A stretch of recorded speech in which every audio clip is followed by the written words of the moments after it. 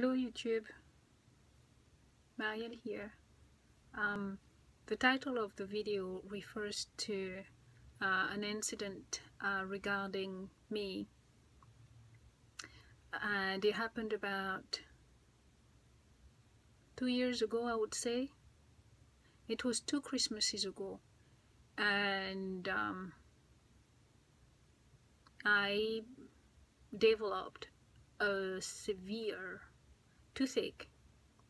Now, that is something that has never happened to me. I've never had a toothache, just like I don't suffer headaches.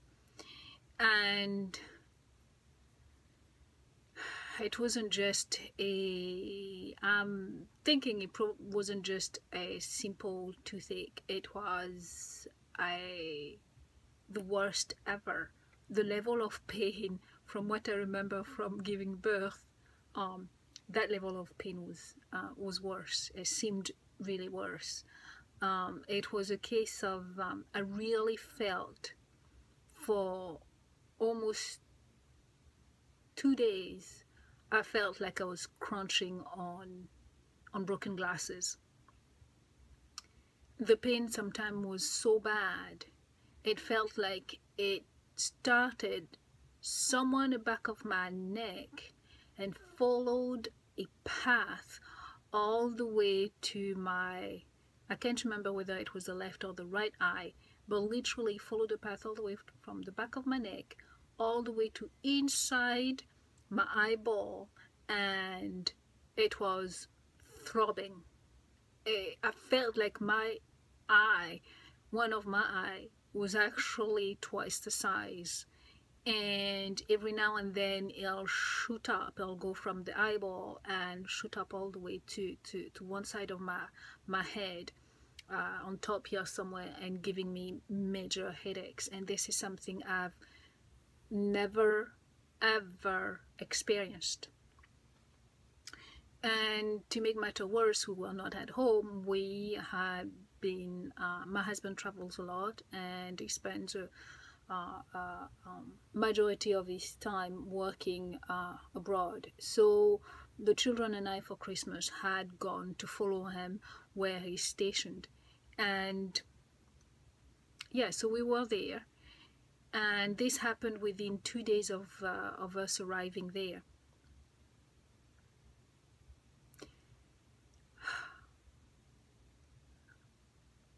My husband, you know, from the moment the toothache started, my husband did not show any concerns. He was just relaxed, and he was cool, and he just carried on. And me, I was trying very, very hard to manage my pain, and hoping that it will die down. But at one point it just got so bad, so I just went to him and I said, listen, this is so bad. And also it was in the middle of the night. It must have been, you know, it was after hours, so it could have been 7, 8 or 9 o'clock. And I said, listen, there must be somebody, must be an emergency, a place where we can go, dental emergency places that we could go to. Please, there must be something that we can do, because this is really, really bad. And my husband was on a reclining chair, and he just carried on just like that. And he arched an eyebrow and just looked at me, you know, like, what do you want? The children were in a different part of the room, and they were playing games. And at the time, my daughter was 15 and my son was 17.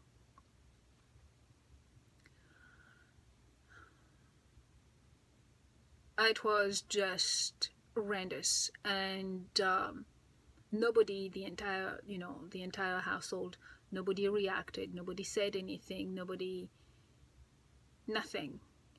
And after a while, and I went to bed, and I thought that if I went to sleep, it will ease the pain, and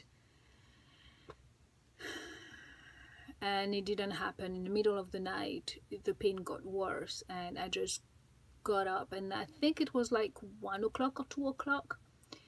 I got dressed and I left the apartment and went walking, and I walked and walked and walked and walked.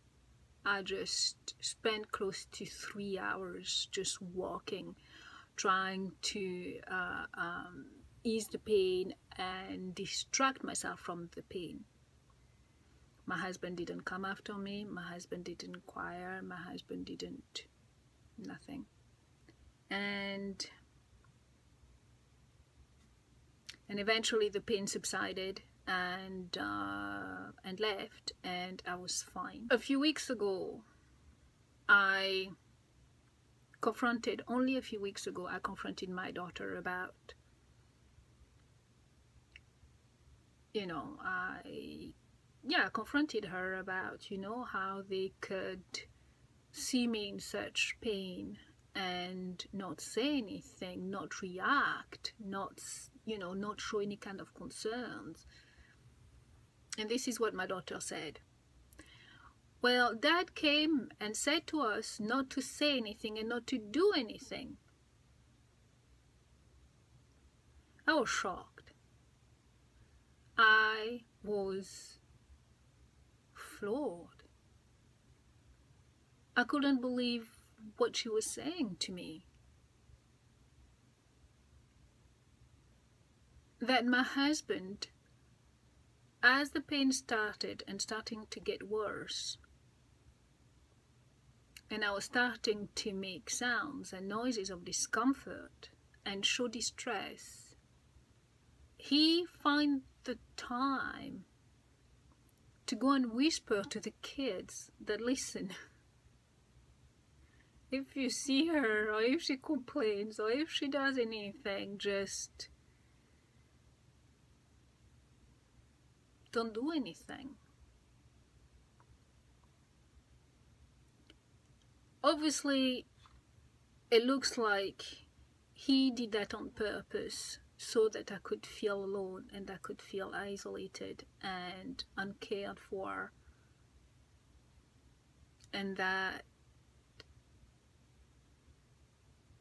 I could feel the pain of all of this, the physical pain I was enduring, and the emotional abandonment as well of my own children. But what's kind of shocking to me as well is that we're not in that situation. We're not talking about small children here. We're not talking about children that are 7 and 8 and below the age of 10. We are talking about teenagers here, and those are not small teenagers. My daughter was 15 and my son was 17, and those are children to, whenever they hurt, whenever they have discomfort or concerns and stuff, I go to them and I help them with it, and I show them compassion. And in return, they followed their father's instructions. They could not think for themselves objectively to make their own decision into knowing how to appropriately respond.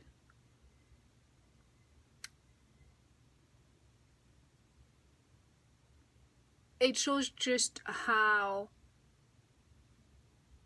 powerful my husband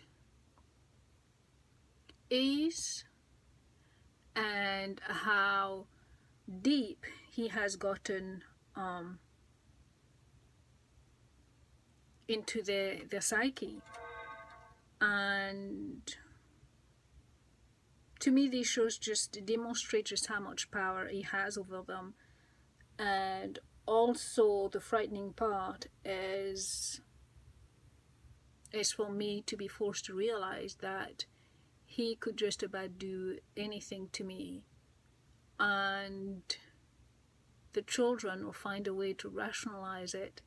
The children will find a way to, in their mind, to make it okay, to be at ease and at peace with what they are witnessing.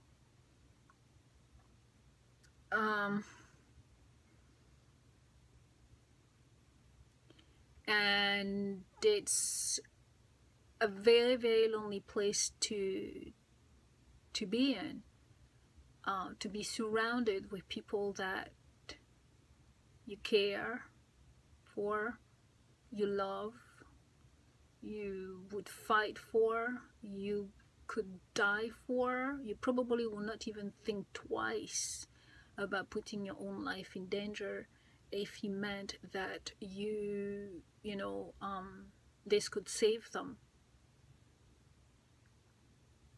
And the feelings are not mutual. There is no reciprocity here, and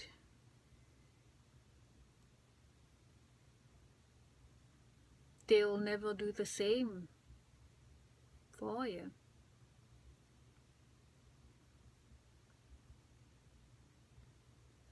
It's a very sobering thought, and scary as well for the future. For me anyway. I mean, I could be wrong, but this shows as well just how much they no longer relate to me or feel anything for me, for them to be able to allow the father to so blatantly manipulate them like that, and for them to be okay with that. The only reason for them to, I think, to let that happen is because they don't feel anything for me. And for my husband to be so bold as to approach them, to say that, it means as well that he's extremely confident that he has those children in his pocket. Those kids will no longer and can no longer defy him in not support him in anything or defy him in anything. Those kids are completely his in every single way.